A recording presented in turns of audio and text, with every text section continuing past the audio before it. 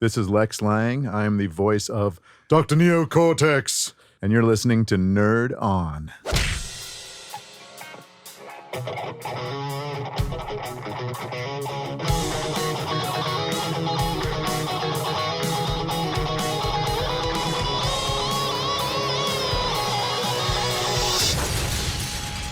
Nerd On. What's going on, everybody? Welcome back to Nerd On, the podcast you didn't need, but you deserve, and where all levels of nerd are welcome. Yay. So exciting. I'm very excited. I am too. This is a special day. It's our 101st episode. Yeah, Yay. But more importantly, we have a guest in the studio. But everyone at home listening and watching, you've heard him portray Brian De Palma in Blockbuster, Major Von Reg. Is that how you say that? Von Reg? Mm-hmm. You look at him. Yeah. Look at Well, the he's a guy big who Star voiced Wars him. guy, so Yeah. I'm like, hey. Goemon. On Star Wars Resistance, Goemon and Lupin the Third, Poe Dameron and Han Solo on Star Wars Battlefront 2, Ghost in the Shell, Blue Dragon, the Fate/Stay series, Naruto, Bleach, to Power Rangers Turbo, In Space, and Zeo, and Kenshiro from Fist of the North Star. But close to the Nerd on heart, the voice of War Greymon and one of your favorites? Sanosuke, yeah. Whispers of I'm so excited. Sanosuke. Ladies and gentlemen, boys and girls, and everyone in between and outside, we have Lex Lang. Yeah. Hello. War Greymon. That's right, you guys. the So one. happy. just completed. That's the one. Very, very excited because it's you are a friend of the show, Jeff Nimoy. And now a friend of the show. now Yeah. a friend of the show. Yes. Jeffrey and I go way back.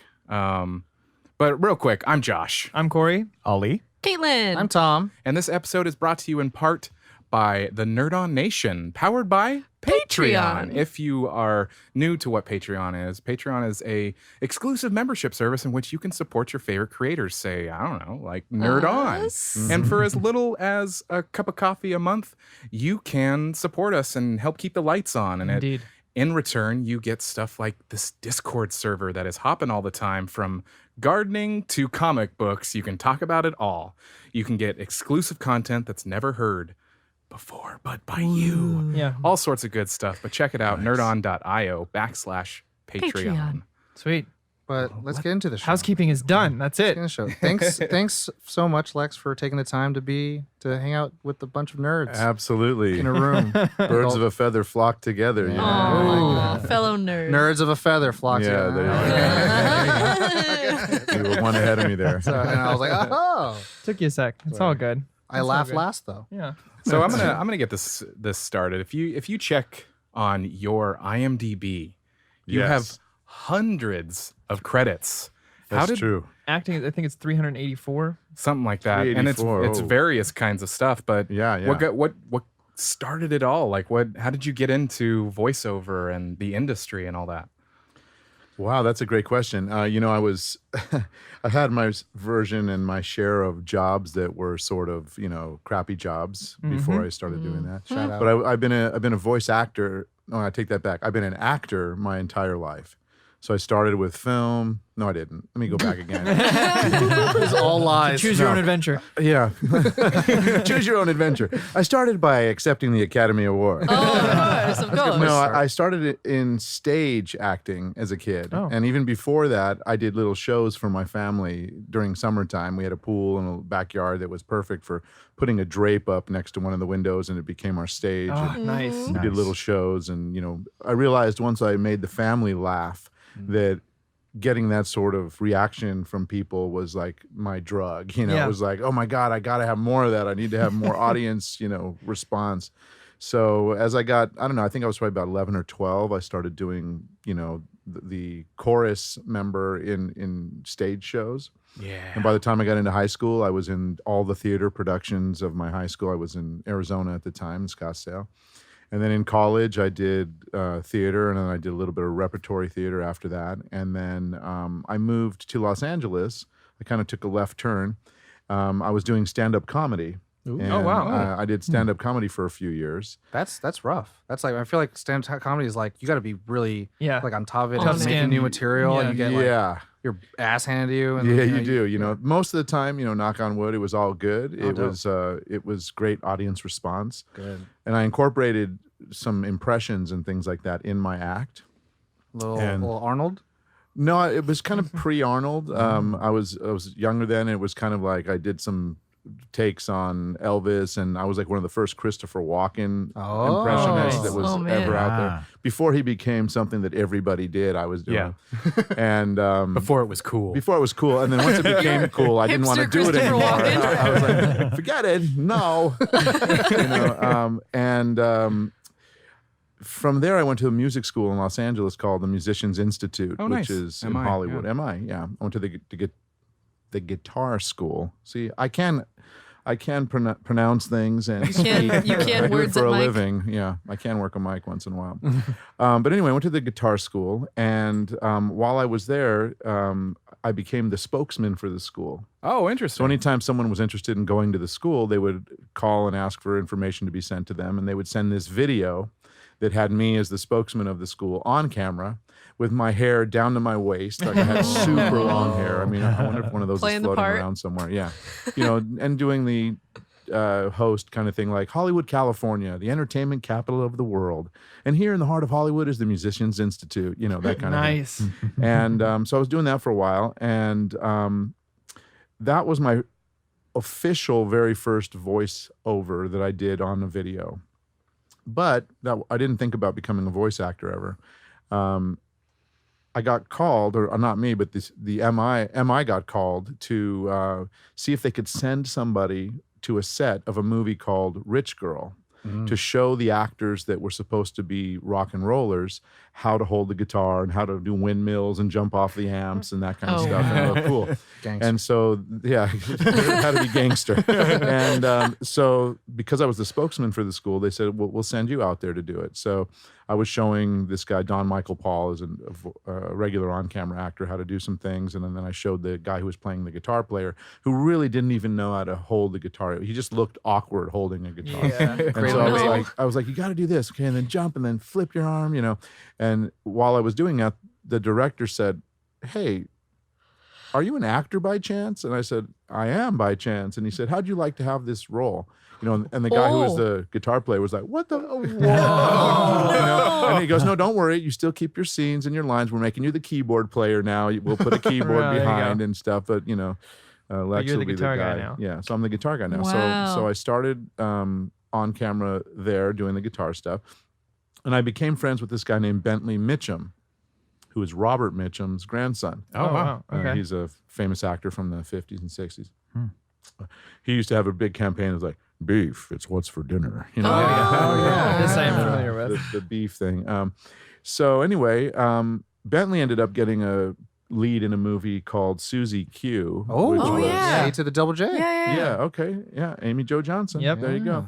And so we were all at sushi one night, and we had a little bit of sake, and Oh, we were boy. walking back to the hotel, and I started doing my stand-up routine from a couple of years earlier. And I was doing all these different kinds of characters and stuff, and Amy said, gosh, you would make a great voice actor. And I was like what? What do voice actors do? I mean, all the cartoons I'm watching don't have a lot of voices on them. It's like Tom and Jerry, Bugs Right. Bunny, all Yeah. those kind of things. And Mel Blanc, who's going to compete with Mel Blanc? It's not me. And so she said, no, like there's loop groups. And, I work on this show called The Power Rangers. And we have a loop group every week that does all the background people. And Oh, like every man. villain in the This is Power it. Rangers has a voice that's a voice actor because the guys are in the suit aren't doing the voices.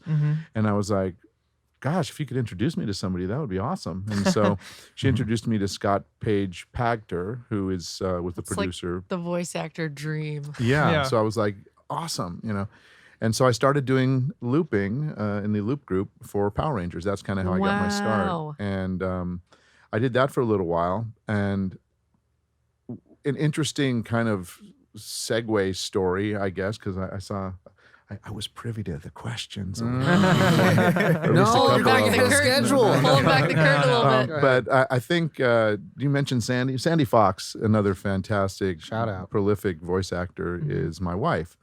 And right around that same time as I started doing Power Rangers, we met. And it's a fun story, so I'll tell it. Yes, please. Please do. My name Lex comes from my middle name, which is Alexis. Oh. So it's Alexis Lang, is that's my middle name and last name. But my first name is Walter. Oh. And I kid you not, every single person that I ever met from the time I was like born until I was like 20 or something, I'd say, my name is Walter. And then they'd tilt their head and they'd go, you don't look like a Walter. They'd say, you don't look like a Walter. So I got really tired of saying, well, now you know what they look like, and shaking their hand. That's a good response. That's good. Now you know what they look like. And so I started going by Alexis initially after I switched out of Walter. And so if we rewind a little, while I was still Walter, I went and visited a friend of mine in Northern California. And then my brother Richard lived up in Mendocino, California. And so I went up to stay with him for a little bit. And there was this woman and her husband, this woman named Victoria, that were really good friends with my brother. And so at dinner, we talked, and she found out that I was doing this Power Rangers show. And she said, oh, okay, that's cool. And then she got divorced by her husband, and then she moved to Los Angeles, and she became friends with Sandy. And I was living in Venice Beach at the time, and she and Sandy would call. They leave a message on my answering machine pretty much once a week for, I think it was probably 6 months. They'd call and say, hey, answering machines, they're a thing of the past. No voicemail now. The good days where you were like, oh, I can hear this person's voice. Now it's text. My beeper's going off. Just a second. Right, my pager. So they would leave this message, hey, Walter, we're going to be going salsa dancing this week. Do you want to join us? And in my mind, I'm like, oh, I so turned the Walter page a while ago. It's Alexis now. And I've been going by that for like at least a year, and I'm not really into that. But yeah, okay, I'll meet you guys. And sure enough, Tuesday night, I'm supposed to be going out with them on Wednesday. Something else would come up. Oh no. And I'd cancel over and over and over and over Every and week. over and over again every week, Fate right? conspires. And so they would have a joke. You know how there was the "Where's Waldo" thing? They'd be like, "Where's Walter?" Because I'd never be there. I'd never show up. And Late so, Lex. Late Lex. So anyway, not set up by Victoria, I got invited to a party in the Hollywood Hills for a Sports Illustrated swimsuit calendar launch or something at this giant house. You were in the calendar, right? Yeah, I was in Lang. The bikini, yeah. Cover photo. Just the thong. You should see those pictures. Internet, find it. But anyway, I got invited to this party, and there were probably 2,000 people at the party. Wow. And this was back when, this was like 24 years ago. And this was when black was the coolest thing you could possibly wear. You heard orange is the new black or whatever, it was like black was what you wanted to be wearing. And so every single person at this party, Oh no. well, I won't say every single, but let's say 95% of the people were dressed in like some kind of cool black thing with a black shirt, black jacket, whatever. And I walked around, I collected a few, I was single at the time, and I collected a few phone numbers, and then I went upstairs and walked around it like sardines though, like not just like cruising through the hall, like we were literally rubbing. It's like, Hall H at San Diego Comic-Con kind of thing. No. Like where you're really, serious. Too real. Yeah, too real. And so after that, I was like sweating, and I was like, I got to get outside and sit down for a little while. And outside, they have a band playing by the pool and all this. And there's this big group of people standing. And I noticed there were like some chair legs that were kind of visible through the people's legs. And I was like, oh, excuse me. And I parted the sea of black, you know, excuse me. And sitting in this chair was this pretty lady dressed in this beautiful red floral Asian print. And I was like, hi, what's your name? And she said, Sandy. And I go, hi, I'm Alexis. Nice to meet you. So we started talking, and we got to know each other a little. And, for anyone that knows Sandy, she has a very high voice. It's very childlike. Tachikoma, Betty Boop. Tachikoma, Betty Boop, Hello Kitty, those kinds of Chibi things. Moon. Chibi Moon, yeah, for Sailor Moon. And I didn't notice that it was high for some reason. It didn't like pop my ear going, wow, that's got to take some getting used to. Like I didn't notice that. And so we sat down, we were talking for a while, and she says, so what do you do? And I said, well, I'm a musician, and I play in the rock and roll band. And when I'm not doing that, I sort of part-time sell door to door, but I just started this job, 6 months ago, where I'm working on this show called The Power Rangers as in this loop group, and she goes, "Do you know this guy named Walter?" Oh my god! And I go, "Why? Did he do something wrong? What's going on?" And she goes, "No, my friend's been trying to set me up with him for months, and we can never get it." And I go, "Walter and I are like this, and I cross my fingers. Oh my like, god! Yeah. I pulled the Batman Forever on her. And so, and then I was trying to push the boundary a little, saying, Walter, he's just so talented. It's very hard to think I could be as talented as him someday. And what a good looking guy, too. And then she was like, "What are you doing?" And I had this business card in my jacket pocket, and I handed it to her. And it was an old business card that I had that said Walter Alexis Lang on it. And so I handed it to her, and she screamed. She's like, "Ah!" And she grabbed my hand. She pulled me to the phone, because not everybody had a cell phone at that time. She pulled me to the phone. We called our friend Victoria, and she said, "You never guess who I met." And so that was 23 years ago. That's and, awesome. We've been Ever together. We've been since. married for going on 15 years. Wow. Actually, 15 years already we've been married. Must be nice. Wow. That's a great story. Sounds That like is it the is, most Tom. precious thing. Yeah, so This small world. isn't that amazing? That's like the Love it. best, most It was magical. destined. Parted the sea of black, and there she was in a red floral dress. Isn't I that know. beautiful? But the sell is when you're like, "Oh, I know that guy." Like, my God. That's like a script, Ryan. Bruce being Wayne written. Batman. Oh my God, Yeah, that's and it was great because even though I started because of Amy Jo Johnson helping me get that initial job, Wow. it was really Sandy who got my career in shape, because I didn't have a demo at the time. I didn't have any business cards. You mentioned pagers. Yeah. At the time I did not have a pager. Can't hit me on the hip. You can't hit me on the hip. You couldn't hit me anywhere. So my agent wanted me.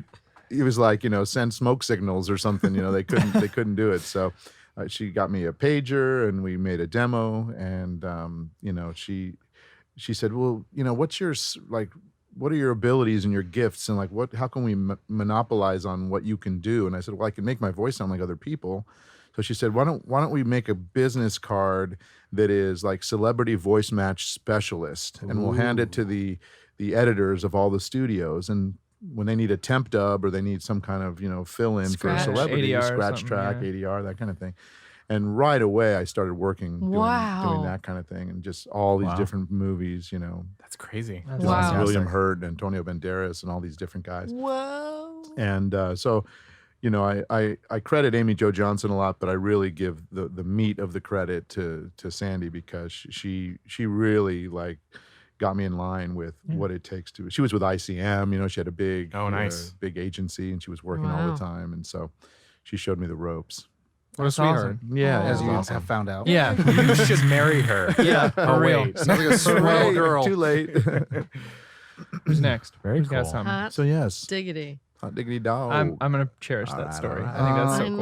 know. Well, I mean, you mentioned in your story about how you started loop grouping. I mean, for those who are quote uninitiated, what is a loop group? If you could explain that to our audience. Well, a loop group is a group of 8 to 20 actors.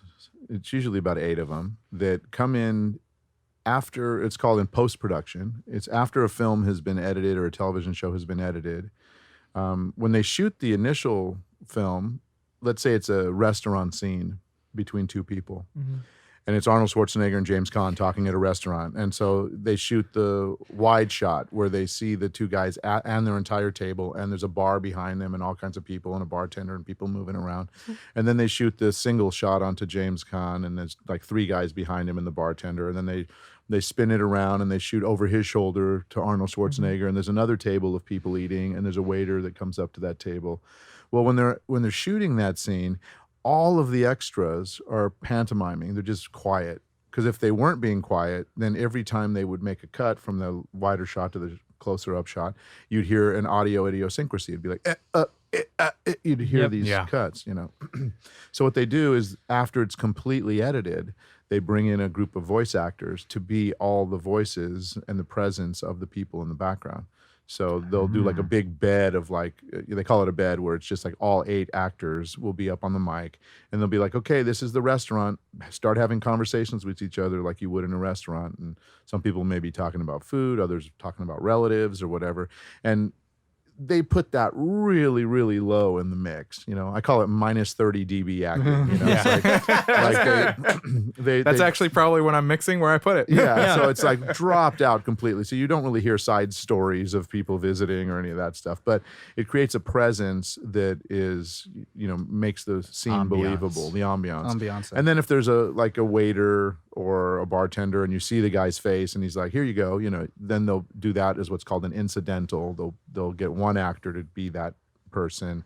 And then, loop groups also will do, like for Power Rangers, it was most of the time it was us running for our lives from a monster. Right. Of course, as you do in the Power Ranger universe. Yeah, and but whenever you hear like a police radio or an announcement or a PA in a hospital or anything on the radio, or when you hear people that aren't the principal actors, like in a helicopter, you've got a police helicopter flying over, and you hear like the sir, we still see the suspects. They're traveling down 17th Street now, heading west. That's usually a voice actor that's in the loop group that's done that. So sorry. I was smiling through all of that because when I first moved out to LA, I did some background acting, and I was in those scenes, which I thought it was hilarious that it was at a bar. There's supposed to be a bunch of people. They'd record one of us making that initial like sound bed. Right. But then the rest of it, you're dead silent. So my question for you, as being the one who loops things, what's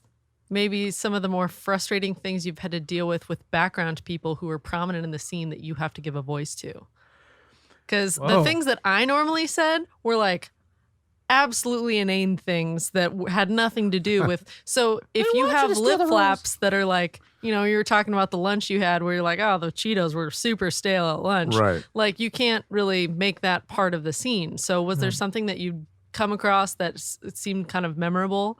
Well, what always seems memorable is when there's an extra who's hamming it up a little too much. Yes, that's what I mean. That one person that's just like their jaws jabbering away, blah, blah, blah, blah, blah, and so if at a certain point you can sort of tell what they're saying by reading their lips, but there's other times where you can't, and you're just like, okay, well, let's just loop across their flaps. They call it the flaps. And so, again, and it's minus 30 dB. So by the time it gets brought down, sometimes the editors will choose a different angle cut because they're like, that person in the background is so distracting. Obnoxious. It's obnoxious, Yeah. and we're going to have to put something in, but it has to be sort of generic enough not to draw the ear, you know, that kind of thing. So there's been a couple of those, but usually we try to soften the blaring noticeability of it. Yeah, exactly. I was going to say with your story with Arnold Schwarzenegger, James Caan, like, are you secretly telling us that you're doing the loop group for Eraser? Well, no, a friend of mine. It's funny. The reason that's good. You're very good. Thanks, Dad. A friend of mine that I met over the years through Bentley again, my friend Bentley, is Frank Capra Jr., who was the second AD on that film. Yeah. And so while he was shooting that film, we were more in contact. So that tells you when the last time I talked to him was. But we were in contact pretty frequently around that time. And he said, hey, we're shooting in Santa Monica. Why don't you come down and you can just hang out on the set, sit in the little video area that we have that's right on set. And it was in a restaurant, and that was what was being shot that day, was the scene between... And I hadn't become really a voice actor at that point. Right. Because when you said James Caan, I was like, I know that movie. I know. I know that movie. Yeah, Tom's light bulb went off. Eraser. You mentioned lip flaps here and there, and we know that you're very famous in voiceover, but also for doing animation and Western animation as well. Yes. So, just a little distinction. What's the like pros and cons of each of those, as opposed to like dubbing over Japanese animation or something like Justice League? Well, the pros for sure on Western animation are that you get to work with the entire cast. You sit what they call theater style, and everybody has their own mic, kind of like we're doing here, but we'd have our own. We're professionals. Yeah. We're doing Western podcasting. We don't have to dub over the Japanese. But you sit and you get your own music stand with your script on it, and then there's a read through of the entire script. And usually during that read through, you'll go scene by scene, and the director, in my case, most of the time it was Andrea Romano, who was like, yes, She's a great one. I love her. She's amazing. She really gave me my break in Western animation too. Oh wow. I met her at a wedding. And again, my friend Bentley Mitchum coming in. You know, Oh, look at that. Shout out. he's a dear friend. You know, he's like a brother to me. And he, I guess it was his cousin or somebody that was getting married, and so he invited me as his guest to this wedding in Santa Barbara, and we got placed at a table that was at Andrea Romano's table.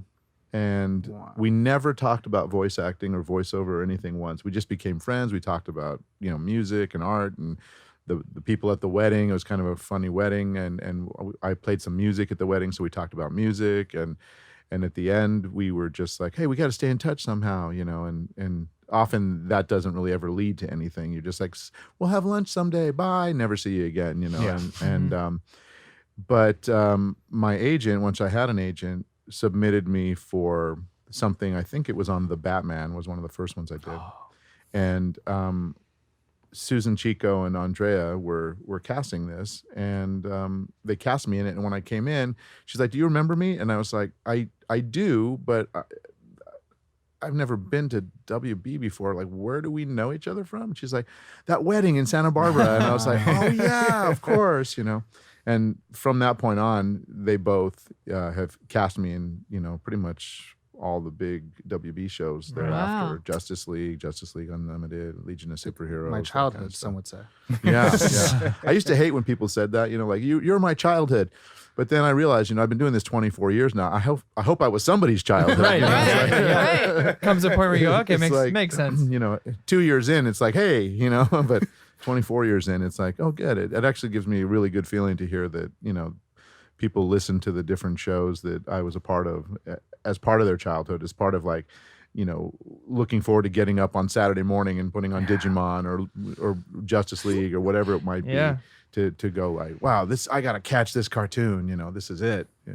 That's awesome. So, Yeah. yeah. So that's the Western side. Oh, yeah, And thank you. How is the? Digress. Hey, no, tangents are great. Yeah. But tell us about the anime. So the anime stuff and any foreign dubbing, for those of you who don't know how it's done out there, is it's already been animated and it's already been voiced. So we're doing an English adaptation of it. We're doing the English-speaking version of it. And so usually you work alone because you can't have a whole group of people that are like winging it, you know. You can, but it'll be pure It's chaos. really bad, Everyone and is it's looking at chaos. it's not good. It's like, is this you? I don't know. Here he comes. Oh, he said it again. You know.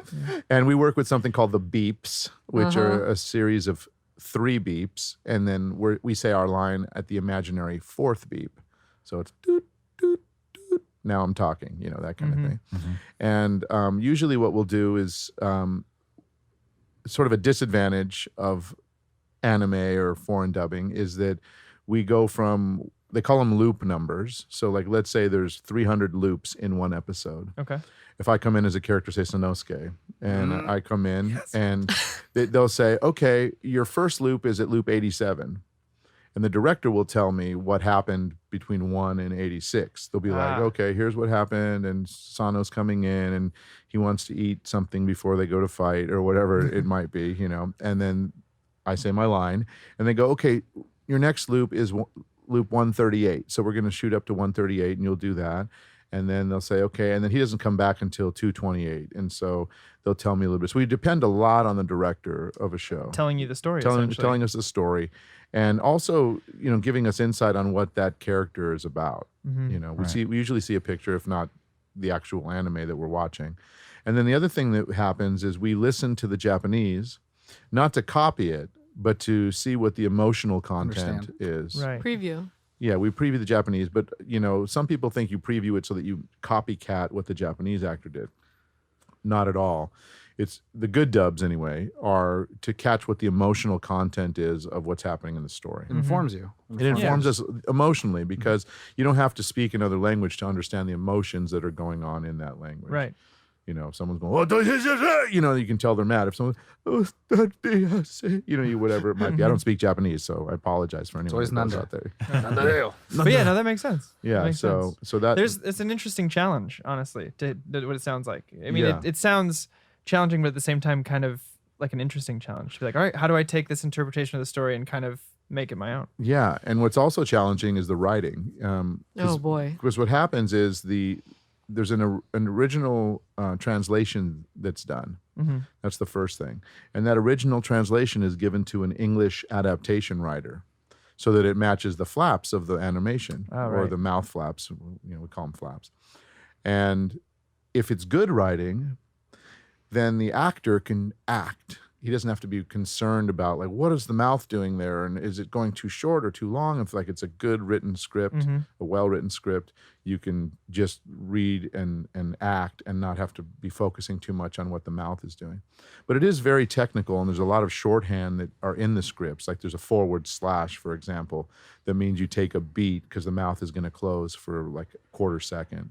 Then there's an upside down caret sort of thing, like an upside down V that we call a caret, that is like a quarter flap close. It's like it closes for a second. A hitch. A hitch. Right? It's, Yeah. it's like a hitch. So the real quote unquote hitch is that forward slash. It's Right. a hitch. And so when you're reading the script, if it's a long paragraph, usually it's broken down into a few loops. But if it's not, it might just be like, we're here, forward slash. Are you going to be able to join us? Caret, we're hoping so. Caret, like, and you see, so there's all that kind of shorthand that's very. It's almost just music. information. It's Yeah. like music. this is a rest. This Exactly. Is That's a, a this is really whole good way to rest. put That's it. very. That was very really good. I'm using that from now on. You are welcome. Oh yeah, so it's like reading, sheet music and being able to act at the same time, Mhm. So that's the challenging part of it. Right. I don't even know how to read. Right. That's And the part other for thing me. is, when you come in for an anime role or a foreign dubbing role, you haven't seen the script before. It's you're like cold acting, Mm. and that's why you want to draw from everything you're seeing from the Japanese performance, especially the emotional side of it, Yeah. so that you can replicate the emotions within that script. And if you know how to read, it really is voice acting. Yeah. Because they say like, you got a funny voice, you should be a voice actor. It's like, no, not unless you love acting and Right. that's what you want to do for the rest of your life, Yeah. With the 300 different characters you've Yeah, played yeah. On credits you've had, is there a specific character that you found that you like the most, or one that you were like relieved that's like it's actually your own voice that you didn't have to like put on a voice or anything like that? Or I'm asking the gamut of questions. Yeah. Well, there's a lot of different genres that I do. Also, I Mm-hmm. do a lot of video games. I do Western animation. I do the anime stuff. Sano has always been a favorite because, There you go, Corey. there you I go, just Corey. needed to hear that. I feel complete. Yeah. We're done as always. For a couple reasons. One, it was like one of the first larger roles that I ever had as an anime voice actor. I had done a bunch of kind of ancillary roles, secondary characters, on a bunch of different projects before then, but this was one where like he's one of the main characters, and but I was happy with that because he was in so many episodes. His actual character could arc. Yeah. He started as like this guy all he was about was fighting, and it was just a big, And then the opium. So angry. yeah, he was this angry fighter for hire. Why are you and so it was angry, like- Lex? Yeah. And then by the end, his heart developed more. He cared about the other characters, and he had a little more humor that could come through his performance. Well, he would get a couple episodes that are just him and Yeah. his story. Yeah. And that's why I brought the whole opium thing with his Yeah. friend who came. Yeah. Yeah, And yeah, that girl he fell in love with. And he Yes. was like, what's this opium? yeah, yeah, I was like, oh, God. yeah. He turns into like the best dude in the show. I was like, I thought this was 100%. Ronan Kenshin. That's the Sanosuke It's- show.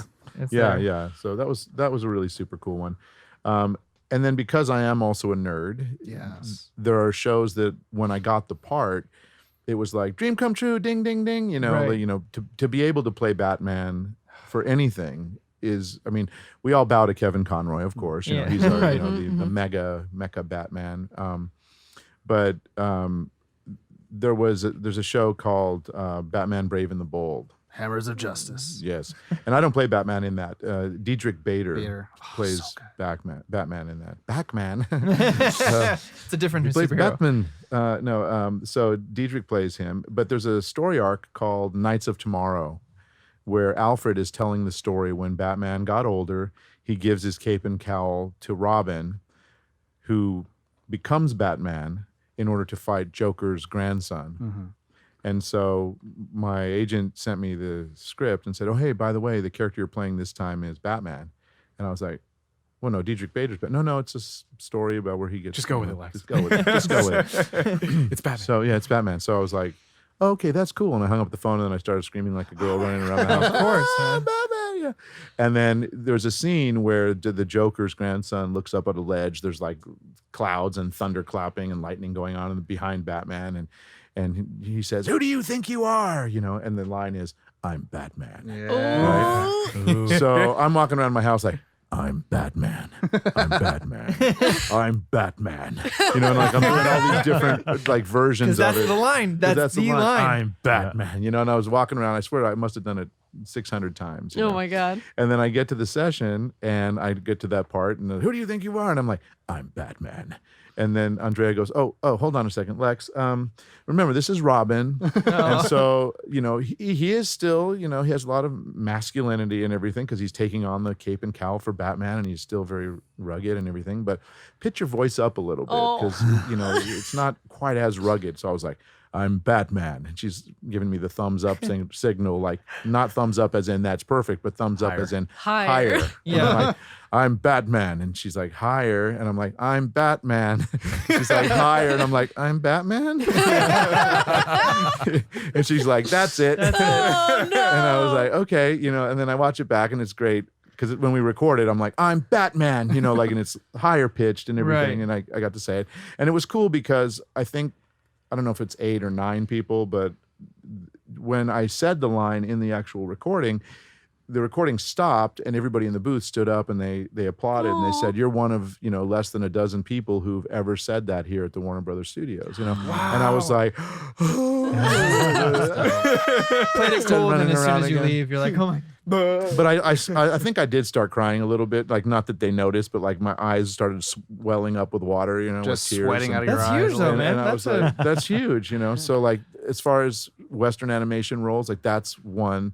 I also am Batman for Mattel. So any of the toys that you see at, you know, Walmart or wherever. Whoa. That's cool. You push the button on their stomach or you make their wings come up. It's like, "You're no match for me, Joker." You know, that kind of stuff. So you are hear. people's childhoods. So I Yeah. am people's Yeah. childhood. Right. So when you're playing, you know, flying around the toy, the 10 or 12-inch toy, that's me. The And, third Batman that has been on Nerd On. Yeah. Wow. Yeah. There you Reno. go. You had We had Reno, we had Kevin. Oh, you had Kevin? Wonderful. Yeah. And also technically our first Nightwing and our first Robin. Because right. we played right. Dick Grayson yeah, and you're all exactly. Yeah. That's right. So- Oh, that's Absolutely. Gotta exciting. catch 'em all. actually. That's really Gotta exciting. catch them all. the And entire Bat family. so that's like a role that I really, really was thrilled to be. I call it Batman adjacent because, you know, it just was like, you know. The great thing about that show was like it was Brave and the Bold run, so it was just all the guest starring stuff that happens in Batman's storylines in the comics, all the wacky and fun stuff. Like they had the Batman of the other planet, Zara and whatever, and Yeah, Kevin yeah. Conroy voiced him. Yeah. So it's like everyone that could have been Batman could have lived there and all that stuff. And you know, like Kevin Conroy is also going to have finally a live action appearance as Batman. So Very cool. Oh, I that'd didn't know be that. cool. That is cool. So Yeah. Speaking of like a wider like gamut of work, I'm curious like what the process is for voicing it. Like as far as like difference between a video game voiceover versus a show. Like, do you prefer one experience over the other? What are some interesting challenges between like the two? I come prefer across. Western animation Yeah. in general because I'm in a room with other actors. Right. Mhm. And I'm always sort of amazed with the other actors that I'm in the room with. Well, it comes from like your theater background, right? Yeah, theater. That's where you started. exactly. Yeah. The ensemble. Working off each other. The ensemble and they're working off each other. And then in Yeah. between takes, it's like there's so many, like Curious George, for example. I'm sitting in a room with Frank Welker. Oh and my God. next to him Wow. is Jeff Bennett. For those of you who don't know, Jeff is like the utility knife of everything animation. He can do anything. He can do any impression. He can do any voice. If you're listening, Jeff, kudos to you, man. I mean, Shout out. I really admire every one of them. But like I'm sitting there, and then next to him is Reno, Mhm. and then I'm sitting in the chair after that, and then next to me is Jim Cummings. And then Wow. Rob Whoa. Paulson sitting next to him. Whoa. And then after that, it's Wow. E.G. Daly. And then after that, it's Tara Strong or whoever, you know. And Stacked so, cast. Wow. and so I'm sitting there kind of like pinching myself, you know. And I know it's 24 years of experience and I know that I do a good job. Yeah. And I'm blessed, you know, and they all are always telling me what a good job I do. But I feel like, you know, bowing to all of them as I enter the But room. you're like, you. I love you guys, you know.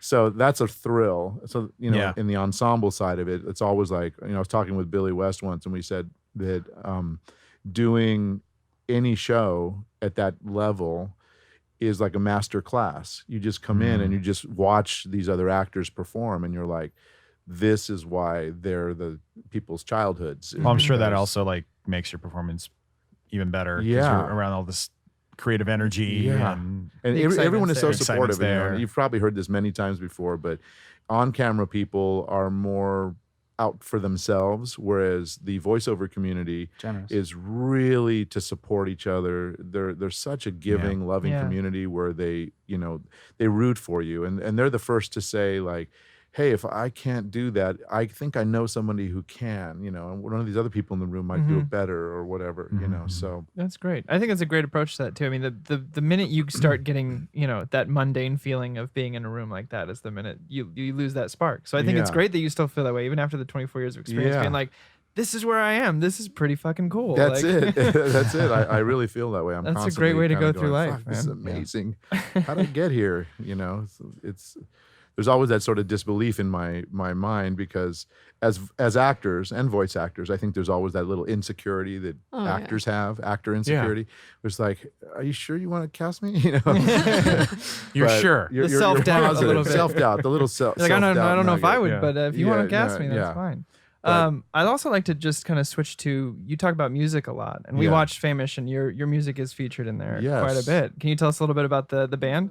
Well, I've been in different bands through the course of my musical career. Right now, I'm not in any band. Okay. But I'm a singer-songwriter and producer, and so there's one song in particular that sort of, I think Jeff Nimoy even mentioned it. It's called "Bump That Body." Mhm. Yep. It's a song that's sort of like during his extravagant evening out, let's call it. Yes. in the No movie. spoilers here. No spoilers. It's a great movie though, and but that's when I just came up with the idea for the song and recorded it and called Mary Elizabeth McGlynn, who's a super talented singer, and she's just an all-around super talent in general. She's a director and a voice actress and stuff, and I called her and said, at the time she was in a background singer for the band that I did have that was touring, and I said, you got to come in and do the hook line on this, and she came in and just knocked it out of the park. And when she came in, she was like, my voice is kind of raspy today because I've been yelling at this voiceover session. And I was like, perfect. And she sings this section. You could go to, let's see, you can go to iTunes, I think, and look it up. It's called Bump That Body. And the band name that was listed for that was called Nimbo Blue, Nimbo BLUE, Nimbo Blue. So go look it up, listen to it. I think it's on Spotify too. It might be. Yeah, Nice. But- Talking a little bit about Famish as well, we had a little mini screening as well, and then we had Jeff on the show talking about it. I mean, kind of talking about the experience with that, finding out a little bit behind the scenes of like, it was, getting away with like an Ocean's 11 heist of how you're going to shoot this film. Right. How was your experience on it? Well, it was cool. Jeff came up to me and we've been friends for a long time. We started we were talking. I saw him the other night. We have a group of friends that have been playing cards with each other. We play poker every Thursday night for nice. years, decades now. And he joined our game the other night, and we were sort of reminiscing. And we were like, God, how long have we known each other? What was the first job? He goes. I hired you for my very first person I could hire as a voice actor in something he was producing. And I guess, whose wife was doing? Yeah. Yeah. I believe so. Yeah. It was called Bonnie. Chimp Lips Theater, I think was the name of this show, Chimp Lips Theater. Whoa. And one of the particular, little vignettes in it was about Gulliver's Travels. And they wanted somebody who could do Arnold Schwarzenegger. Yeah, okay, So- this is it. I had a So- question Very about good. that. So yeah, I guess there was there's a friend of ours named Rita, who's a sweet lady, that recommended me, and then Jeff hired me, and we did it, and that's kind of how I knew him. And but anyway, fast forward, I'd seen Jeff. I ran into him again at a sushi place. There you go. Sushi's very love popular sushi. here. It's sushi and Moral of the Bentley are good episode. for me. Yeah. Everyone go to sushi. And he told me that he had some medical problems. He had a brain tumor, and like it hit me so hard. Like a friend telling you I had a brain tumor, and you're like, oh my God, So I was like tearing up, and I was like, well, Jeff, if you need anything ever, you just give me a call. I'm here for whatever you need. And he goes, well, you know what? I may call you about something. So he called me a couple weeks later, and he said, I've got this part in this movie I'm writing, and I'd like you to play it. And I was like, great, what's the part? And he says, it's the part of Lex Lang. And I was like, okay, I think I could probably do that. And he's like, well, in this film, it's not you. It's a fictional version of you, and it has specific characteristics. I guess I could do spoiler. Yeah. Spoiler. In this film, I have a daughter, which I don't have in real life, and that's a part of the plot of the film. But so he said, everyone's turned me down so far to be in this movie, and I said, well, I'm not going to turn you down, so count me in. So a few months later, he sent me a script, and then he also said, Lex, I like your music and stuff. Why don't we sit down together, and if I can just listen to sort of like your library of what you've got, maybe we can pick a few songs out of it. And then there were some scenes that in the script that I read that I said, this is kind of a touching scene in the script.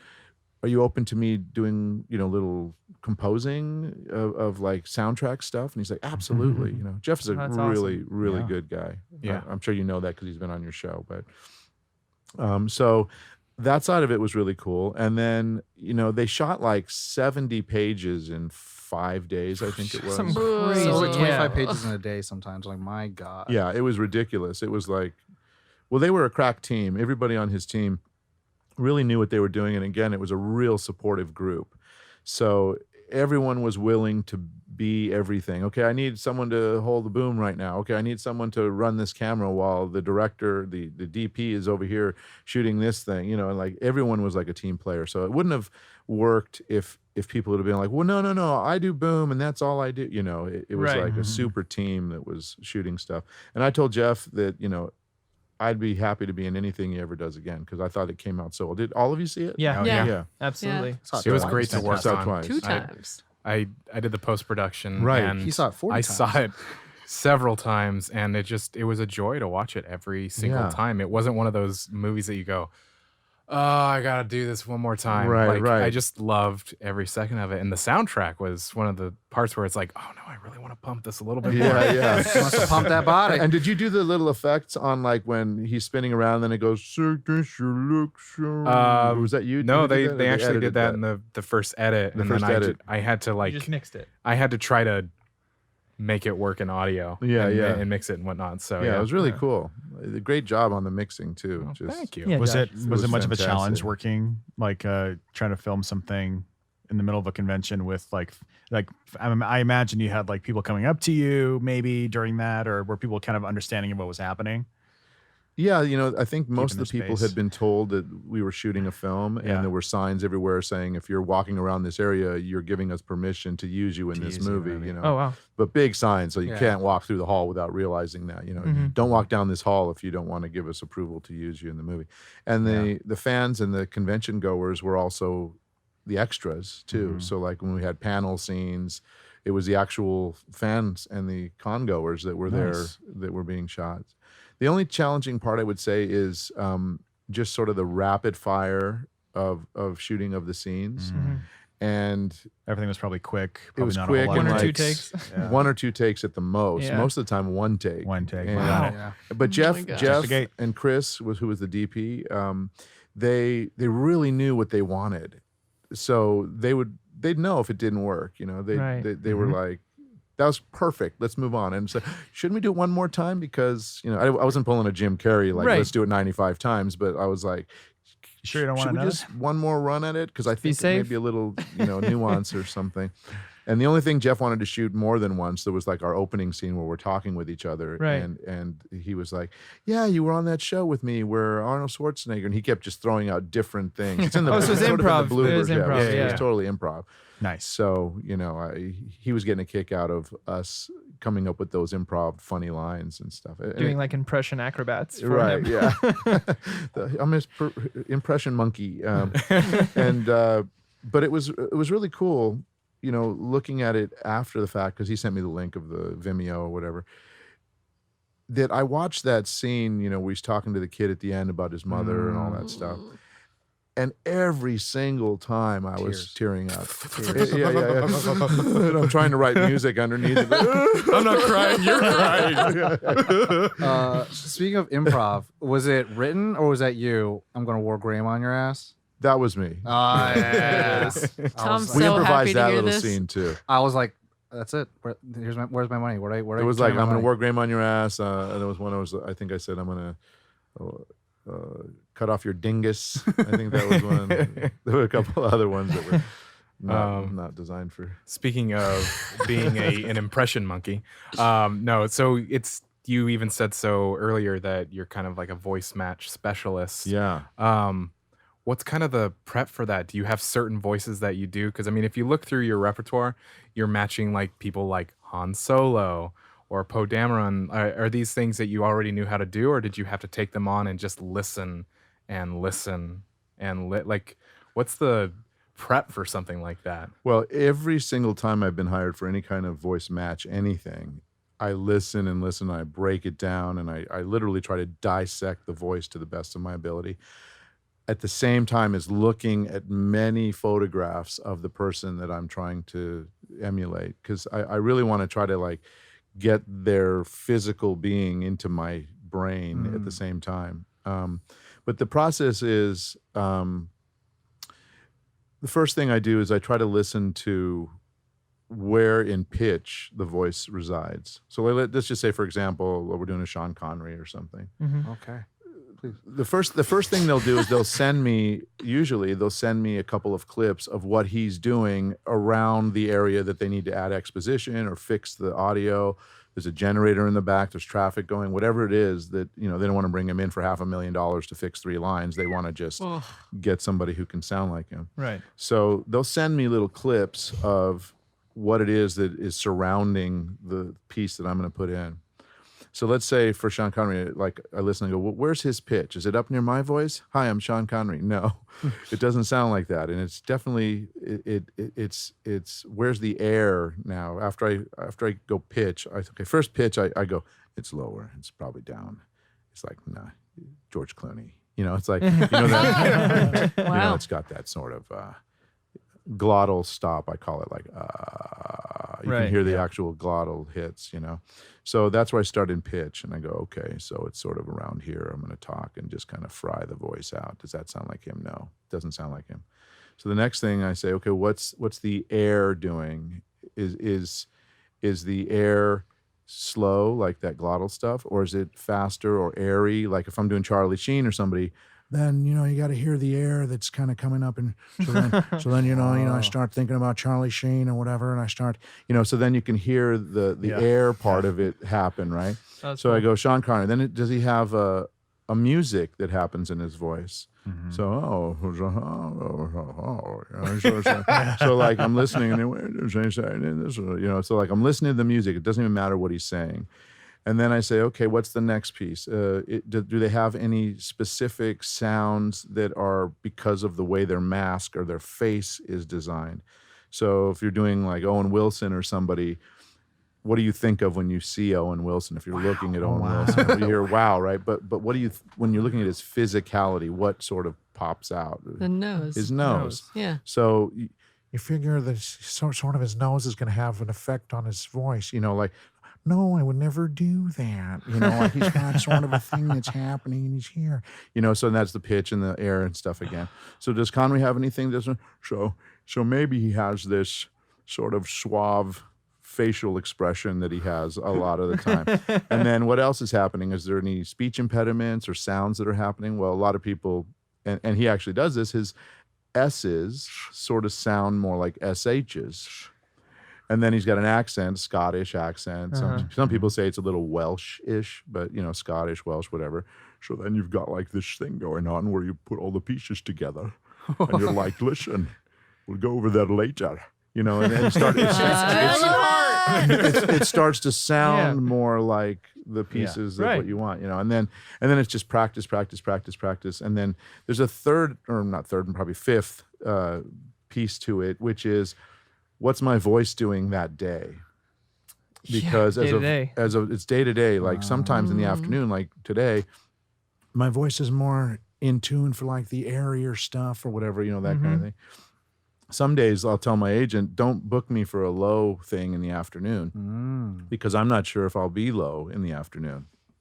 Interesting. Yeah. Trained to certain gears. It's fascinating. Yeah. And then it's also like their attitude, their general attitude, So like if it were, somebody like Alan Rickman or something, and he's got an accent. He's kind of got the slower paced speaking and stuff. I'm gonna take a quick sip of water. Yeah. Can Please. hear the dry. Can He's hear the got mouth clicks. Yeah,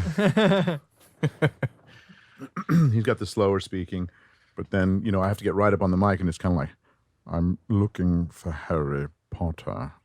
He's sort of annoyed with everything here. I'm hoping you won't take too long. Like he's kind of got this Wow. sort of thing Taking your going time on, with it. So yeah. a question I have, because I come from the voiceover world, is how long does it take you to know that you've at least got the sense of that character where you're not going to panic about going in on the mic and doing that voice? How long would you say you spend with that specific character or person?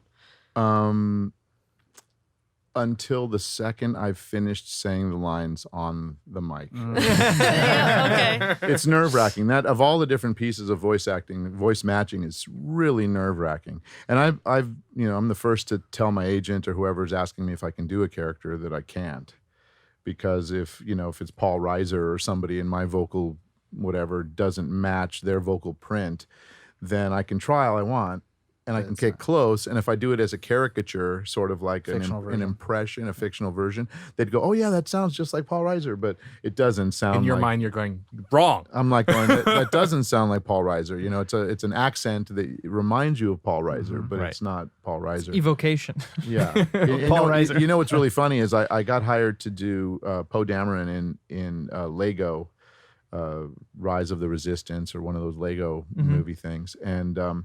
It was before the Last Jedi? It was before the Force Awakens. Force Yeah, Awakens. before Force Whoa. Awakens, and there was no footage, there was no audio, there was nothing they could Oh, give me, and they wow. didn't even know how to pronounce his name. Oh no. So I'm like, is it Like Oscar? They didn't no, Oscar Poe Isaac? Dameron. no Poe Dameron? Oh, yeah, just Poe they were Dameron. saying Yeah. they were saying like when I got to the session, they were like, okay, you're doing Poe Dameron. And I'm like, Dameron, okay. I said, isn't it Oh. Cameron? Like Dameron, no. like Cameron. Isn't Spelled it the same. Isn't it like that? And they're like, no, we're pretty sure it's Dameron. And I was like, okay. And I'm like, More Star Warsy sounding. what do you want it to sound like? And they had one clip that was just like, we'll take that.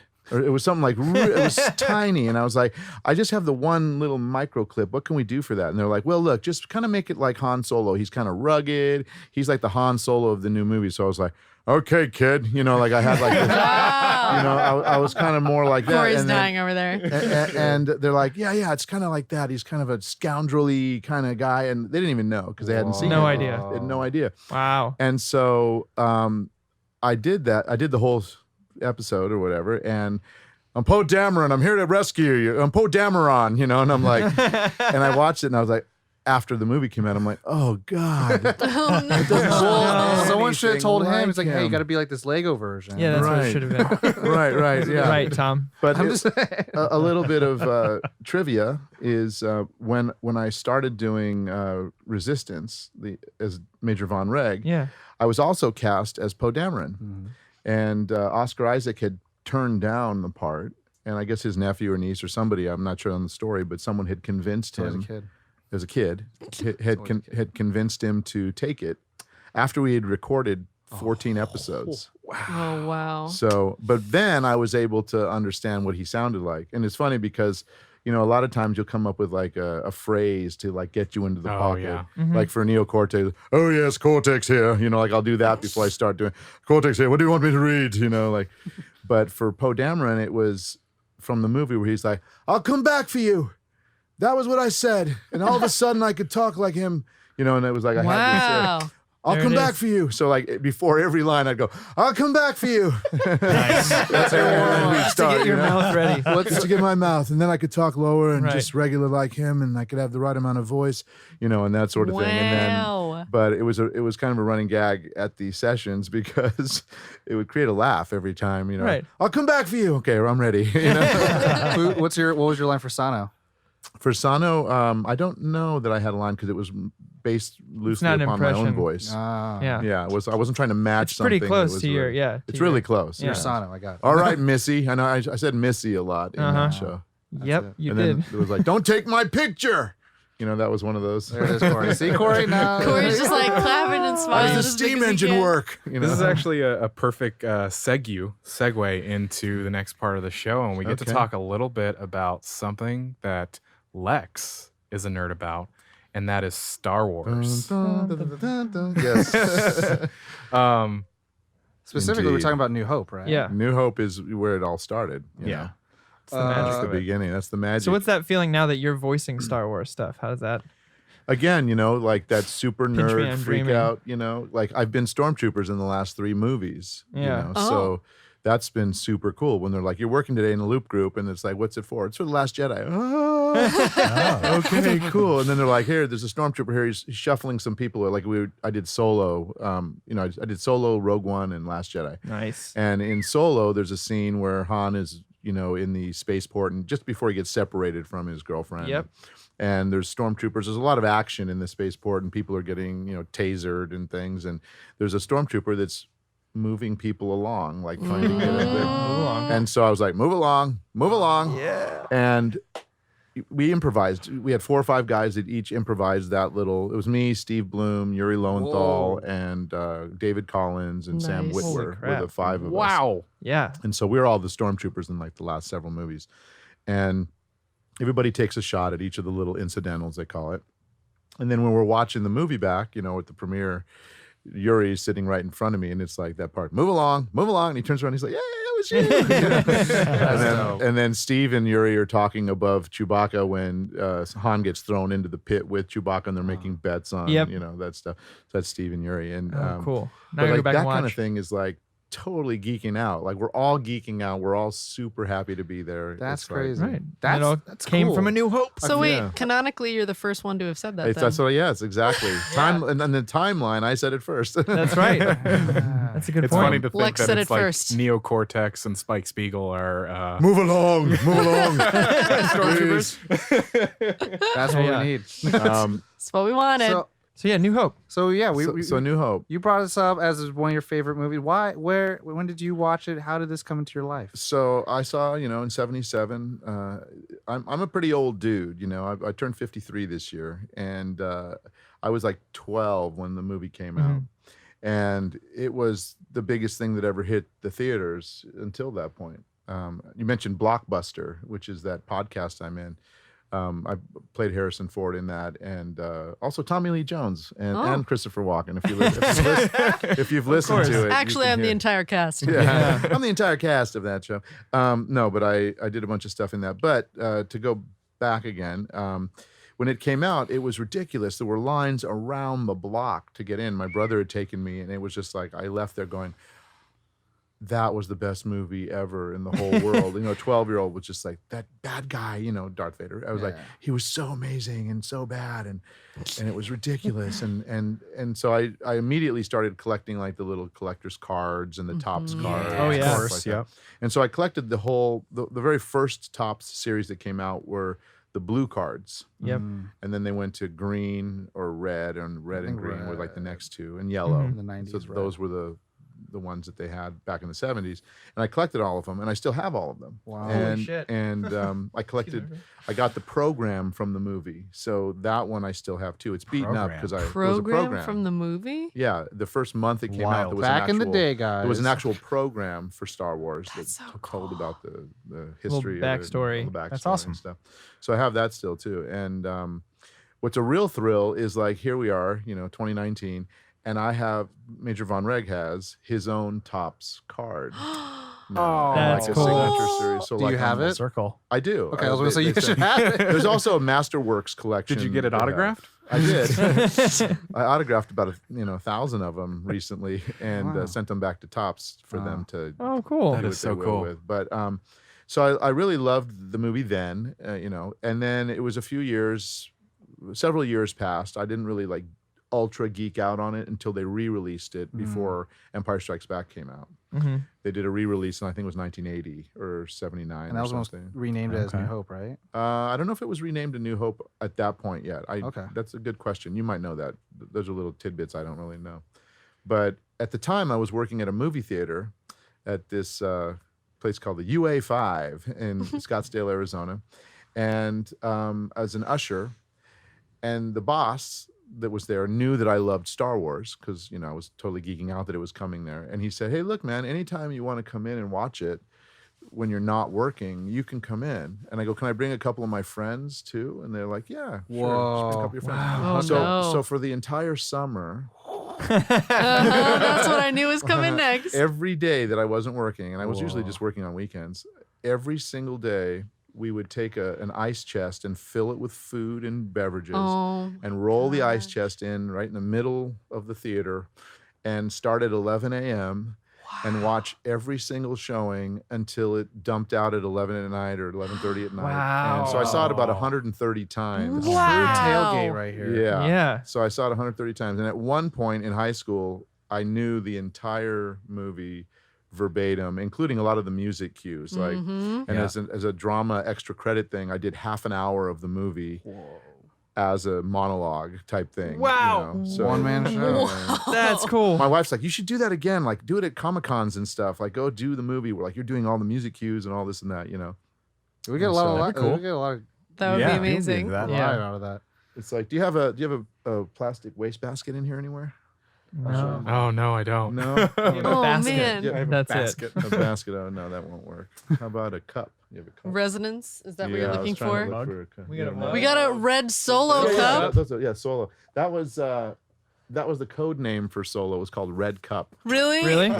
That's Makes sense. hilarious, That's amazing. But I actually. always make a little joke with people. I'm like, yeah, you can be talking in a normal high voice, and as soon as you put the cup up to your face, it's like, Don't act so surprised, Your Highness. You Oh, weren't acting on any mercy mission this time. Where are the transmissions that were beamed to this ship? that kind of stuff. Impressive. It's There not you a go. great Plastic cup. impression, but it really is when you It's a good have party trick. It's a great party trick, especially with like a wastebasket. Yeah. It's got Oh a lot my of resonance God. to it. Like that didn't have much resonance. A lot but of bottom end on the end. It's got that roar, that Yeah, happens yeah. with it. So, so yeah, I watched that a zillion times, and then we're always guessing as to, what's next, what's going to happen next, and then Empire came out, and then it was like, Sadness. sadness. No, I loved Empire Strikes Back Yeah. too. I thought that was, one of the best cliffhanger movies Oh, yeah. it's ever been. And then Return of the Jedi, that was like I was in college, I think, by the time that came out.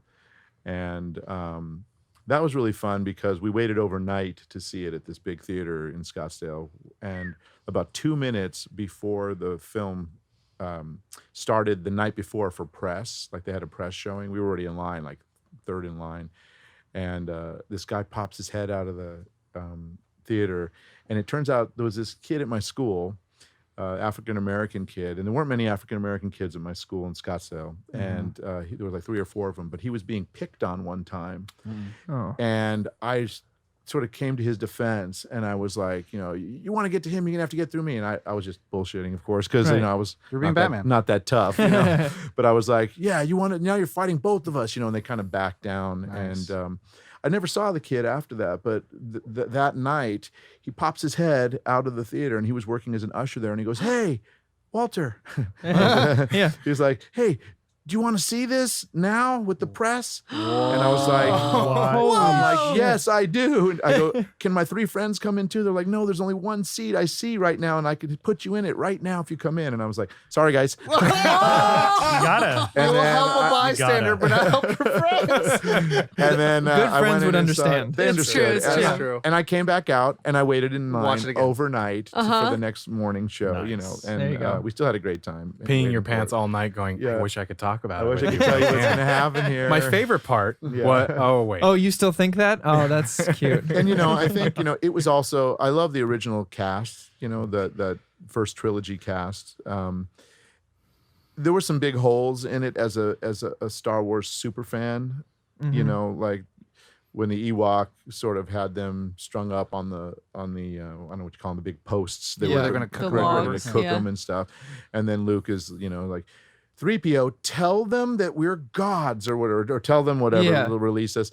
And I was like, well, can't you just untie the knots with the Force or whatever? Like, Yeah. can't you just do? But he was also at that point just Mr. like, I know everything. I'm a Jedi Master. I'm going to save my yeah, dad. and he didn't get any more training necessarily from anyone. That's he just what I kind of know. came back and he was more of a badass. Yeah. It's like nowhere. And so there were like those were the kind of holes, I think we mentioned that we were talking about like Yeah. between two 2 Some and Yoda, 3. I guess. There was like pew pew. Now I'm a badass. His like Right. demeanor changed. He had a Well, there's black the suit deleted, on. he there's had the a green deleted saber. scene I was where like, he builds Yeah. his lightsaber. Where did that with his- I happen? was like, you know? it's all off-screen development. And I So wouldn't mind seeing some of that development. with New Hope, who would you say your favorite character is in that? Favorite character? New Hope specifically, not knowing any of the arcs, all that kind of stuff. I want to go to the top station.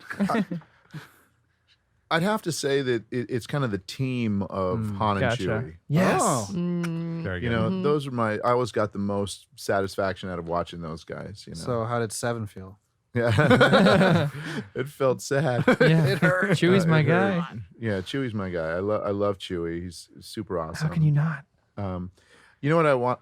There's a scene in, I think it's in Return of the Jedi, where the Emperor, I'm trying to remember if it's after he's doing his electrical hands thing, you know, but he turns and he like talks to a couple of these dudes that are purple. I don't know if you remember this or not. There are these two guys that he consults with at some point. Like he turns away from doing this stuff and he walks over to these two guys that are purple that you've never seen before and you never see again. It's like, who are those guys? Oh my gosh. And I always wondered that. And it's funny because there's I don't know if it's a YouTube show called Everything Wrong with. Oh, yeah. yeah. Seen that? Cinema Yeah. Sins? Cinema Sins. Yeah. Everything Yeah. Wrong with. He also mentions it in Cinema Sins. He's like, who are these two purple guys and why have we never seen them before or never see Never them see him after? again. And They'll be in 9. He'll be in they'll be 9. nine. That's what it is. The purple elite. Or Yes. whatever. The Mafia. Yeah. Star Wars Mafia? Yeah. That'd be cool. Legion of Lavender. Well, yeah. They're. I feel like they're a little bit. They look kind of like him a little bit. I'm showing an image, but yeah, they're just like two Oh. dudes. Yeah, they are. How'd you find that so fast? My Tom fingers is a are quick. wizard. Did you just Google Star I Wars literally purple typed in, guys? this is what in my Google search: Emperor, Return of the Jedi, purple.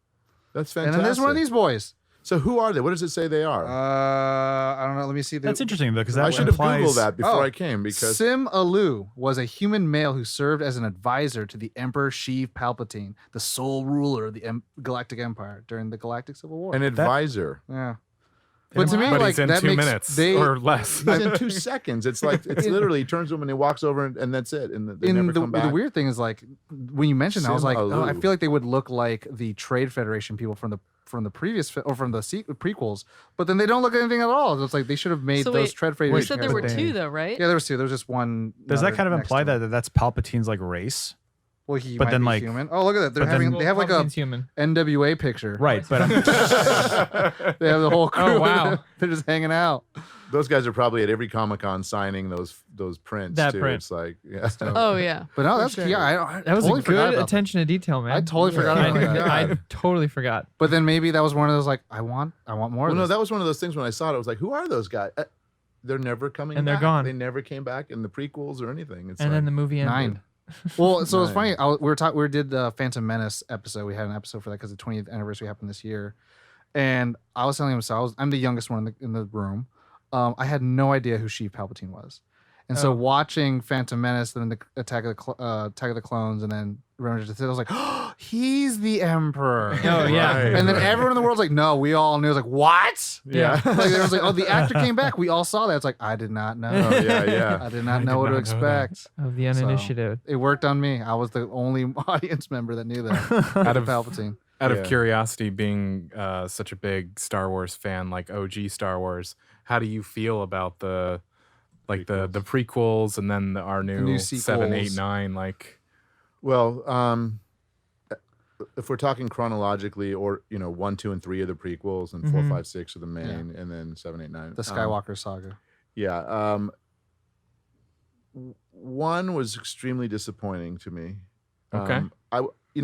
It's weird because my wife Sandy, oddly enough, dated George Lucas for about 6 months. What a twist. 20 years before. You got I to start met the her, episode with that. Come on. Right.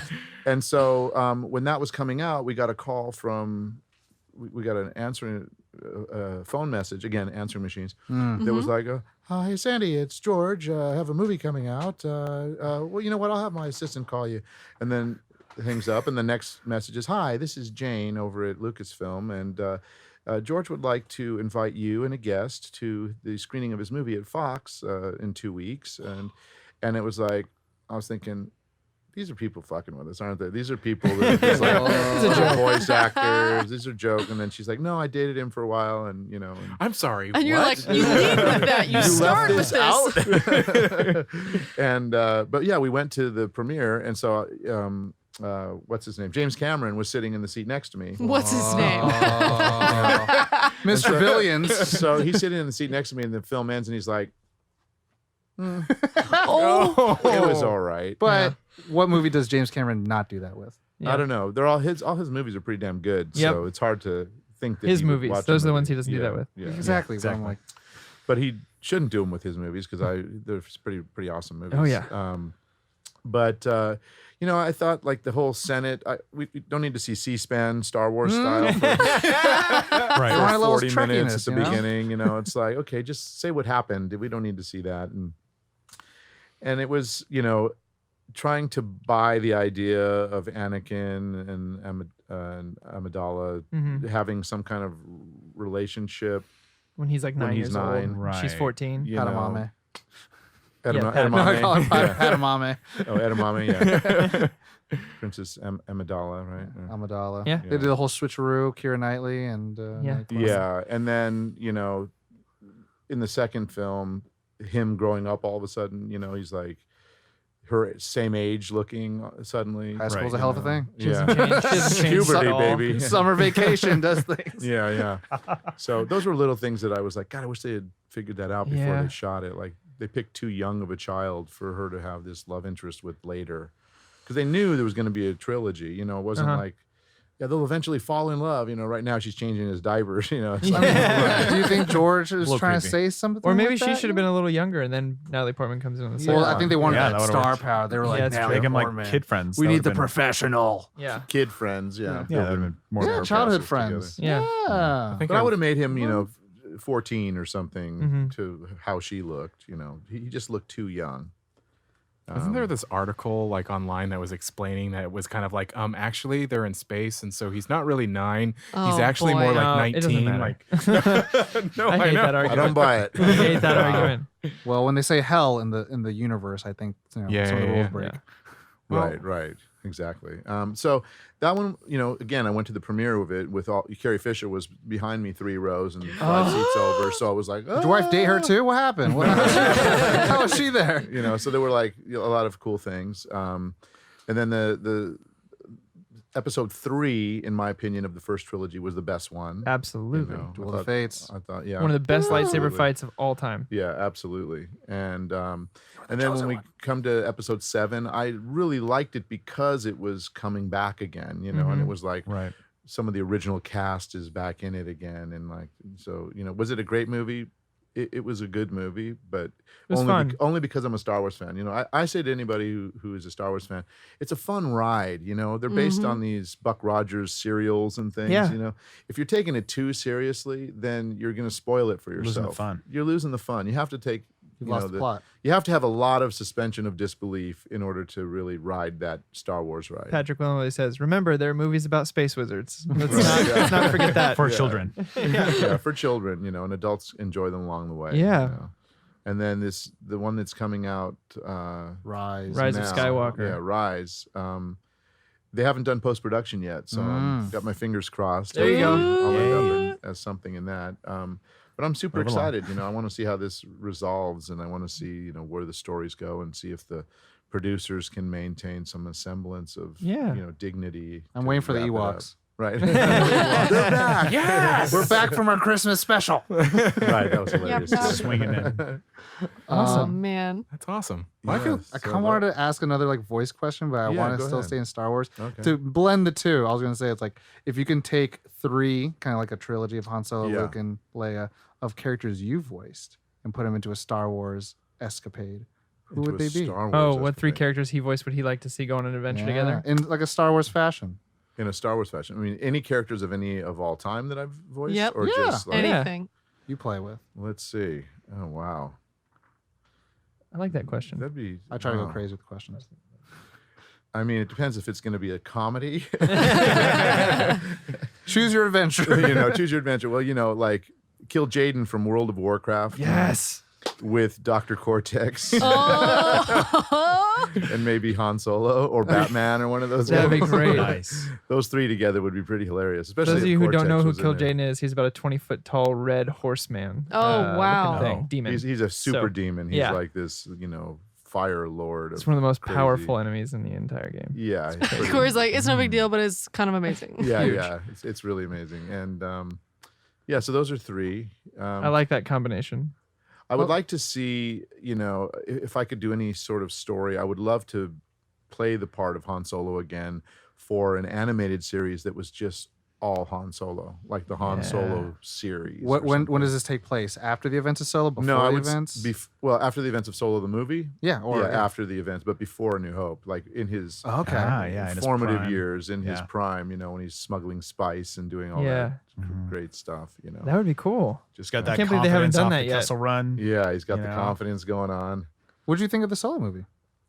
Again, I thought it was a super fun ride Yeah. because I love Han Solo, and I think Yeah. he's one of my favorite characters. I thought I had a blast from start to finish with that film. I did too. It's just a I fun- it's a fun fun. film. It's a really fun ride. But- a lot of people didn't like it, but I thought the actor who played Han Solo was great. Yeah. Yeah. I don't have Got any the issues young with that. Lando too in there. The young killing it. Lando, yeah. Don't love Speaking of Lando, it's funny. I was in Staples, and I get a tap on the shoulder, Oh. Oh, and I no. hear, "Can you tell me where the printers are?" And I was like, Oh. "Is that Lando?" I turn Oh my around, and it God. was Billy D. Williams. Billy D. Williams. Goblins and ghouls. The Billy D. Yeah, I think he said where the print cartridges are. I go, "Can you tell me where the print cartridges are?" And I was like, "Holy shit, that sounds like Lando." And I You just turned around and went, da. Over there. But so that was a thrill to meet him. Wow. I feel Yeah, I like bet. Star Wars has been sprinkled out through your whole life. It has. It's been Little it's a North Star blessing, kind of thing. Mhm. I'd love to see also like the origin stories of Major Von Reg. He came in. Mm-hmm. Have you seen Resistance? Anybody? Pieces A of little it, bit, yeah. tiny bit. So he's like this, intimidating character throughout the whole first season, and at the climax of the finale of season 1, he gets killed, Yeah. or his ship blows up. I like to say #Von Reg lives. Uh-huh. I'm always show me the Show me body. the body. Show me the body. Show Show me me the the body. That's our slogan here. Mace Yeah. Windu's still alive. Yeah. Show me the I body. mean, if you can be cut in half and fall down a giant pit and you're still alive, then Anything can Then happen. anything's anything possible, is. yeah. Yeah. But he could have ejected just in the right moment, or survived. Landed in the water and floated over to another area. And, Mm-hmm. So Luke's I would, hand's out there somewhere. yeah. Hey, look, Clone Wars, the Crawling his animated way series back. is He's coming just with back. the so, I Addams mean, like, family for anything's- now. It's gonna take a while. Yeah. But his origin story would be cool because like he's this integral part of like the bad contingency there, or contingents, right? Continue. He's like the one of the main bad guys of this whole series. That every time he's like, "Oh, Von Reg's coming in after you," So like, how did he get there? Little Vader-esque. Right. Yeah. There's no, Like, yeah, see, you what don't happens, maybe he's know- younger. He falls in love with a girl who's a little older than him. Maybe, but There's not a sand kid though. He's not What 8 made years him the old. way he is? There's Yeah, what made him the sand way he is, Yeah. and like, why is he like this? He's like the Red Baron. What's his name? Dave Filoni has said that like they always wanted to have like a Red Baron kind of character. Yeah. And that's why he's red, and that's why his interceptor is red, and it's like what Dope made design. the Red Baron the Red Baron? You could Why have was some he this great, elite? some sort of like anti-hero Yeah. type of Yeah, serial. That like could a be really cool- great. Wouldn't that be cool? Yeah. Mhm. Who? Who If do we you're talk to? listening, make Yeah. it happen. If you're listening, please, we want the origin We're in. story. John of Favreau Von Reg. apparently right now. John, Yeah. we're talking to you, John. You excited about Mandalorian? I am. Yeah, I was like that. That should be cool. I'm Yeah. very Did excited. they I'm say excited. where it takes place? When it takes place? I think it's I between don't 3 and know. 4. Between 3 It's and like 4? the magic time Yeah. that we all want to live in. Yeah. I do. Yeah, that's true. I would like that. I'm doing more on-camera stuff these days too, and so I wanted What? I'd like to do some cameos in that, even if it's just as a Mandalorian that's standing next to somebody that says one or two lines. Move along, move along. Or Yeah. what all are you doing on camera right now? Well, I just did Famish for those of you. Yes. Yeah. That was cool, and Yeah. it's funny because even though I played myself, it Mhm. was it was kind of a character version of myself because I would never threaten somebody's life or Wargame on somebody. wargame on somebody's ass. Right. Of course. Of course. I wish you So would just- though, but yeah, and then there's another thing called Disconnected that it was a 48-hour film festival that happened last year. You that's should look cool. it up. It's really fun. I play this troll that's under a bridge that ends up, there's kind of a fun twist to it, and they did a really good job with it, and the filmmakers did. And I'm also playing opposed to Richard Epcar. Do you know who he is? Oh, yeah, Richard yeah, Epcar? yeah. Really great, prolific voice actor. He's done 500 shows. Million over the things. years. Yeah, he's a good friend of mine, and we got to play together, which was really, really fun. Always a blast. Yeah, When you super fun. So if anyone out there is doing any films or anything like that, I'm up for auditioning. I got a question real Yes. quick. 48-hour film festival last year. Was this the LA one? It was the LA one, yeah. What team were you on? He was in it too. Which show did you have? Which thing I was it? only a writer, Oh, you but were a the writer. name could have changed by that point. It was HCT Media. Okay, because I was like, Half what the heck? Cut T, I think is what that Okay. sounds like. No, because I mean, how was your experience with the 48-hour film festival? We had a blast. Like I had a great time doing it. I was in like prosthetics and stuff, so like my character was really fun. And then we went to the premieres, which were downtown. And then I was traveling for the second set because they made it past the first run or Nice. whatever. Oh, And, nice. But I hear it was, it was at Grauman's, I think. At the Oh, okay, Chinese cool. Theater was the Nice. second Oh, time they nice. showed it. Oh, that's cool. And how about you? What was your experience like? I've done it for multiple years. I'm from Sacramento originally, and then I've done it there, and I've done one here. And the only reason I usually kind of do it is like try to like meet new people and work Yeah. at that fast pace because it's Network. Josh, you talked about you and Bonnie doing like theater over the course of 3 days. Oh yeah, and 24 that's hours tough. of madness. Yeah. And it's fun, and the I think the restrictions of writing something. I usually write and direct. Okay. So not an acting bone in my body. But then like trying to find like you have to say this line, you have to be in this genre, and it has to, like Right. the character has to have this prop in their hand doing this. And it's like, all right, let's figure it all out. And I think Right. that's like the creative, like, primordial soup of I like know. trying to figure out like how are we going to do this and is it going to be good? There had to be a ball. Yeah. There had to be. Is this the same one where you had to have a ball? You I'm had not to- sure. Okay.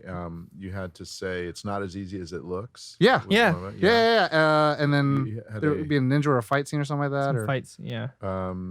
Well, no. You could do a fight scene, a musical, or fantasy. I think was Okay. the choices. Right. And then there was like a character name. there was a character name. And it was like something party. She was like a Party a planner. Yeah, Yeah, party That's the one. Yeah. Yeah. So you Yeah. get an extra kick out of watching this. Yeah, so I'm like, all right, let's see how he did it. I was gonna say it's like, all right, let's build this repertoire. We'll have to watch it after we finish today. There's one Awesome. happening right now Is there? as we're recording. Yeah. Yeah. Is it LA again? It's Is it? LA. Yeah.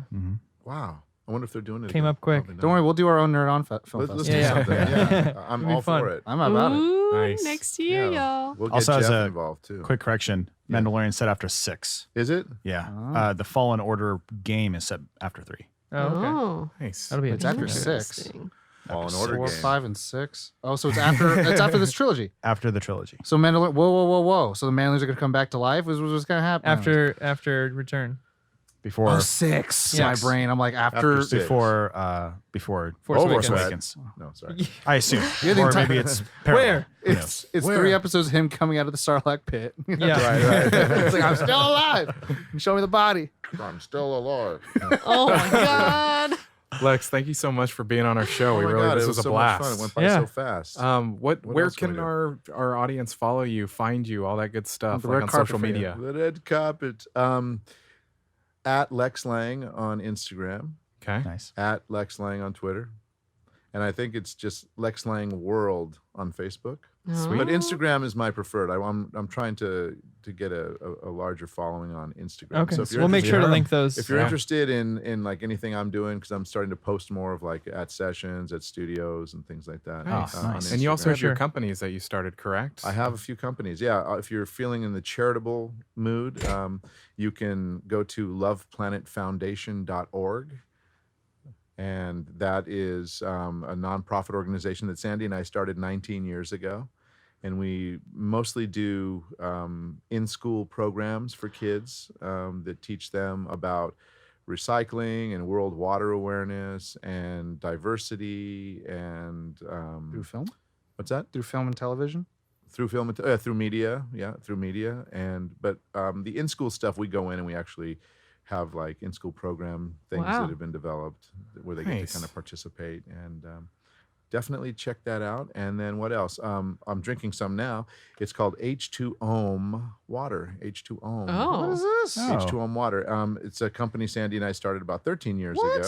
It's a natural spring water company. Sandy and I are both meditation teachers, What? and we Oh. we trained with this guy named Deepak Chopra, who is Yeah, That sounds very Kind of a big familiar. deal. Kind of very big deal. He's a Huge deal. He's cool. A lot of people don't know about him. You know, they don't know who he Um, is. Interestingly enough, I saw you post about Michael Beckwith the other day, and I was like, Michael's awesome I've too. known him for a while. I and I'm like, love Michael yeah, Beckwith. He's very cool. Super cool guy. He's inspired. He's like one of those human beings. He's a that, force like, of nature to just- watch. He's a force of nature, and he's an amazing human being. Like just like what he's brought to the planet through his existence is phenomenal. But anyway, this H2Ohm water, what we did is we took like the best natural spring water you can get anywhere. It's actually a little northeast of San Diego, up in the Palomar Mountains, is Oh, where nice. the spring is. And we put words like love, gratitude, joy, peace, prosperity, Words of affirmation. things Kind like of that on the bottle. And we say, think it while you drink it. And, we ask the question, what intention will you create today? So you create good intentions for yourself, for your world. And, Very nice.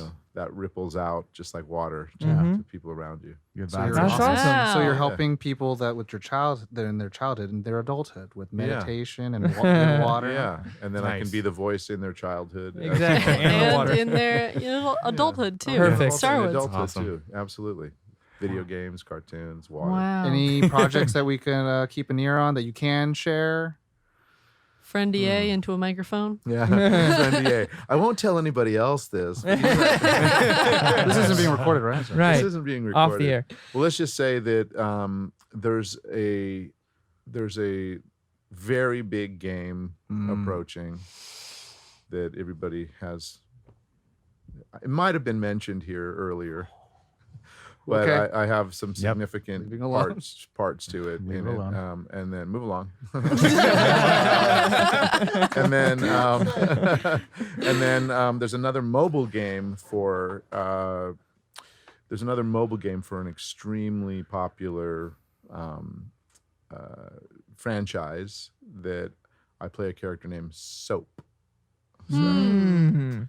uh, Interesting. yeah, Lots of so googling Take that after as you this. will. Lots of Go googling. Google and I can't say he's a cleanser of some kind. No, Wow. So there's that coming, and of course you can always catch me on Curious George. We're Yep. still recording those. Oh, awesome. You'll hear the doorman and his dog Hundley. He's a nice guy. What network or what streaming service? I think it's on Hulu now. Hulu, I think it's on Hulu. It was on PBS for a long time. I just got Hulu. It's Very perfect. cool. Yes, and it's great. It's so much fun. Like I said, going to those sessions, I'm just like, Next time you say Reno, you should tell him hi from us. I will. Yeah. From Nerd on the podcast. It's funny because in my calendar it popped up that I'm doing Curious George tomorrow morning. But I think it's, what happens is at the beginning of a season, your agent will send you like, here are the dates for the year, like here are the proposed dates, and most of the time they'll let you know the week before, like Thursday, if we're working on Monday, they're like, okay, here's your script and here's what you're doing. And so I didn't get that this week, but the little thing popped up, you're working Curious George tomorrow, and I'm like, So I may end up just going and showing up at the studio. I wasn't sure I'm supposed to be here or not, but Here I am. Here I am. They'll be like, no, you weren't. You might know me. I was on Nerd on the podcast. Yeah. I was on the Nerd On podcast last night talking about things I can't talk about. It hasn't come out yet, but it did happen. Yeah. When does this come out? It'll come out on Thursday. Oh, right. It's coming. Yeah. It's coming Excellent. Thursday. Well, everybody at home, thank you so Thank you, much everybody. for Thank you. listening. Oh man. Thanks for hanging out. Has it been that we finished? Yeah. I know. Josh likes to end things up. We would love to have you forever, but we'd have to start. We paying have you. to let you Right, know. right. We have to let him go home Yeah, sometimes. I do have to go home. But yeah, everybody at home, thank you so much for listening. Please do share us with your friends, your family, your enemies, if you want to. I mean, it's totally cool. Up to you. Stop by iTunes. Please rate and review us. But yeah, that kind of stuff helps. If you are new to Nerd On, you can check out our website, nerdon.tv. It has all the information about us, all of our shows, all of our articles, All the links. all of the linky links, our YouTube. There's so much there. But do go check it out. Cool merch. Cool merch. But you know the drill. As always, Nerd on.